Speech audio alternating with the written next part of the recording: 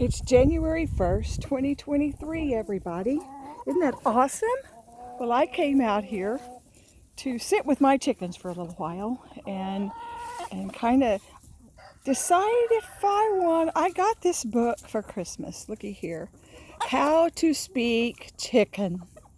Now, I told my sister, I said, my son and daughter-in-law got me this book. So I think I'm going to take this book out and I'm going to read some of it to my chickens and see if me and them can talk the same language. And I thought, well, I'm going to go ahead. It's by Melissa Coggy, it looks like. And so it says, why your chickens do what they do and say what they say. Okay, so I opened it up already and I looked at the first page. Well, it was close to the first page. And it says, and I totally agree with it. And so, let's see.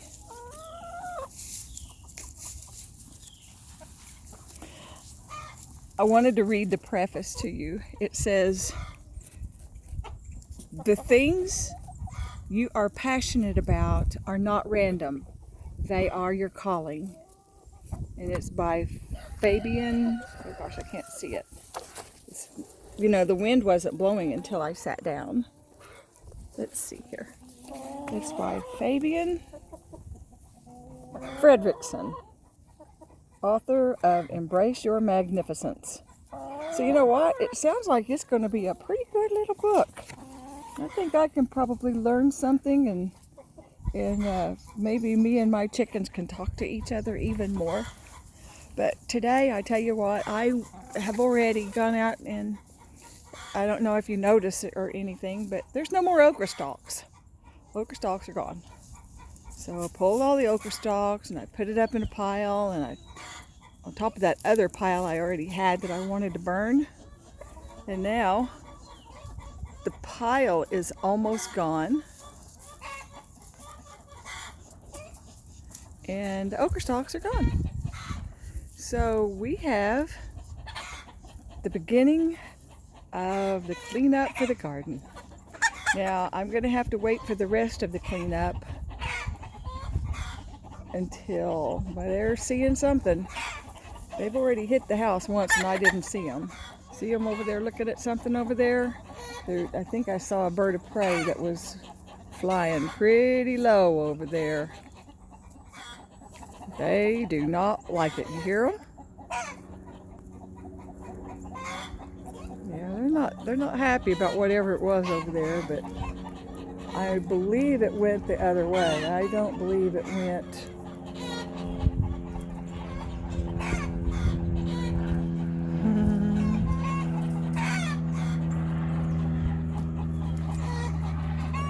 So this one right here, she's just trying to get her little morsel.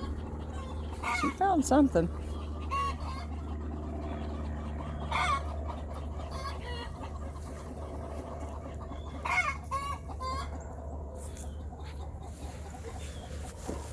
This little girl, she's always right by my side.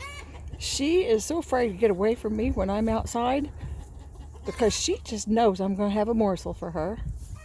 She just knows that I am. She's got one of those little short combs too. I believe she's a Wyandotte. There's two roosters. See, my roosters get along. I've got 6 roosters right now. Sometimes they don't, but for the most part, my roosters get along. And they get to live. Look at that comb that guy's got. You can see the very end of it. Looks like he's got a few little black marks. He might have gotten a little bit of frostbite on his comb. Isn't he beautiful? Look at that. And so tame. I mean, I'm just sitting right here, right close to him. They sure aren't afraid of me. I don't give them a reason to be. But look at how many. Everybody's outside today. Look at them. They're trying not to get blown away. Some of these over here, they're right up against all of that brushy stuff. I'm going to clean all that out and move my my fence row over just a little bit to the right. And then Look, and there's some way down in the back, and there's some up here in the other garden where the okra was and where the tomatoes were. And I gave them a few of the porcelain doll pumpkins that I still have. I've got a bunch of them still. I am so excited to still have them. And I've still got a few apples from one of the customers of mine. She gives me some apples. So today I'm planning on, I know it's New Year's, but that's okay. Today I'm planning on fixing this mess so that it doesn't look so bad. It looks horrible. Well, I can't stand it anymore. So that's probably something I'm going to work on today, since it's so beautiful outside. It's going to be almost 70 again today. And I've got these little girls over here. They're digging to see if they can find something to eat right there. That's where the pumpkins were, and they moved the pumpkin over and got the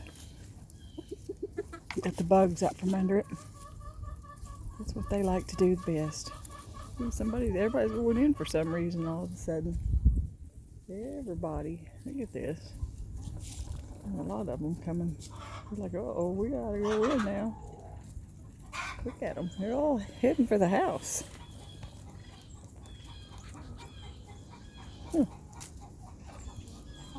I hear a lot of birds out there.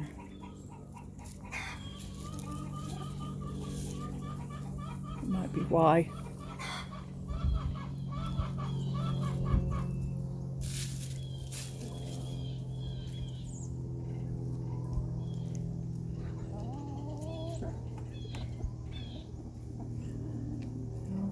Hopefully before too long,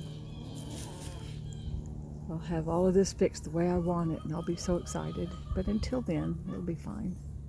It'll be just fine.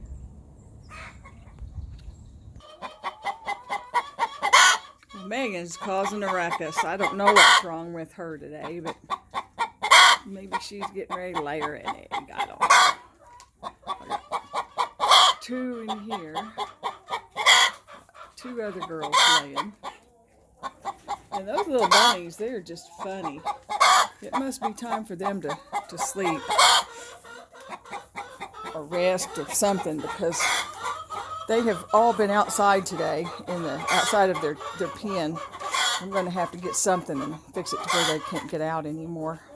So I'm afraid I'm going to be in the house and not out here anywhere close, and they're going to find their way out the door, and they're going to be out there, and they're really going to be fodder then. They won't know where to go or how to get back. They sure are cute. Sure are big. I can't believe how fast they're growing. A couple more days, they're not going to be able to get out. I mean, even if I don't fix the cage. And look at Jill. Jill's doing great. Look at her. She's just over there just eating and scratching and getting her something to eat, and she's doing wonderful.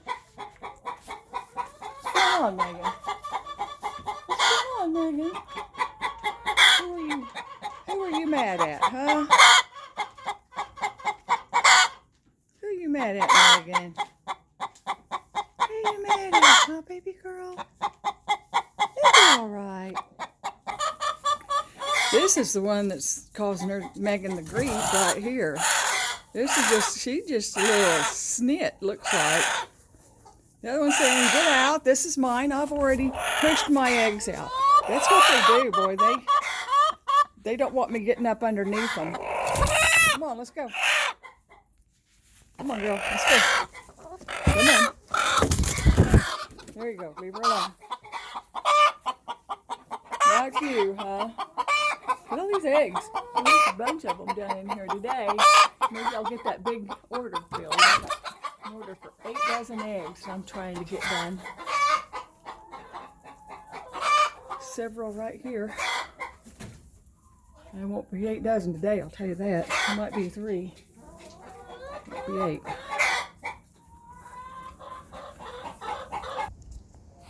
So this is where my okra was yesterday. And it's not there anymore. And I like the way it looks now. It's going to be wonderful. Now they'll have a chance to get over there and just kind of scratch around and do what they need to do. And I came over here and threw all of the things that I thought might still harbor the bad kind of bugs that you don't want in your garden. And I tossed them in the fire, and they're almost gone. And I like that. And the rest of this stuff I'm going to leave here. These feathers. Oh, feathers are really good for your garden whenever they break down and get in the soil. And leaves.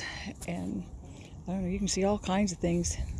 This right back over here, right up in here, right there is where I had my, see, it was last year. I put all of my rabbit droppings there. And that was a very, very fertile part of my garden. That's where I had the okra, and those okras were just greener than I've ever seen okra. They were just really deep, looked like they were nutrient rich. And I was really, really proud of them last year. I think I'll do it again this year, but I probably won't put them there. I'll put something else there. But yeah, they sure are having a good day. I've put a couple of pumpkins out. You can tell they've got one of them down there where they haven't really, let's see where it is. Right there. See, they're eating that one right there. And then I put a couple of them right over here. You can see how much I did this morning. And you can tell that they're working on them. They haven't got these all eaten up yet, but boy, this is what you can see what she's eating. She's pulling out, it looks like spaghetti squash is what it looks like. And they like pulling those spaghetti parts out, those stringy parts out, and that's what they love. They'll just pull and eat and eat. It's so healthy for them. It's anti-inflammatory. So it helps their whole body. It helps their gut and everything.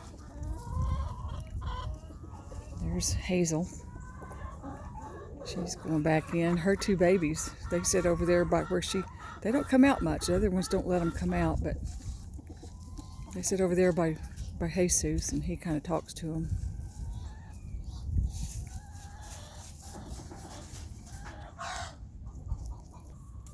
So this is up the hill, and you can tell she's really working on that one too. She got a big old piece off of that one. And this right here, I think it's that Johnson grass stuff, and it is just thick, and you can't pull it up.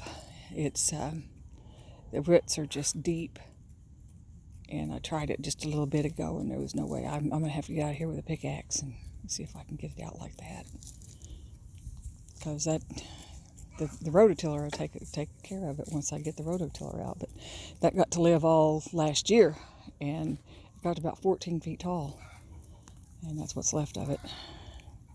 Wind and rain and stuff will take care of it during the winter time. And then it'll start growing again next spring, and hopefully I'll have the chickens out here. And I'll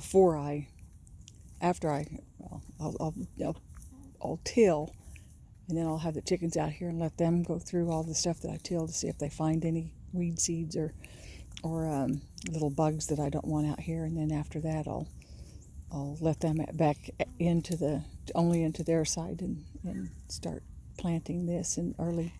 I got my list done with things I want to plant next year, and I've got some early things like peas that you can plant 2 months before the last frost, snow peas, and I'm kind of excited to do that.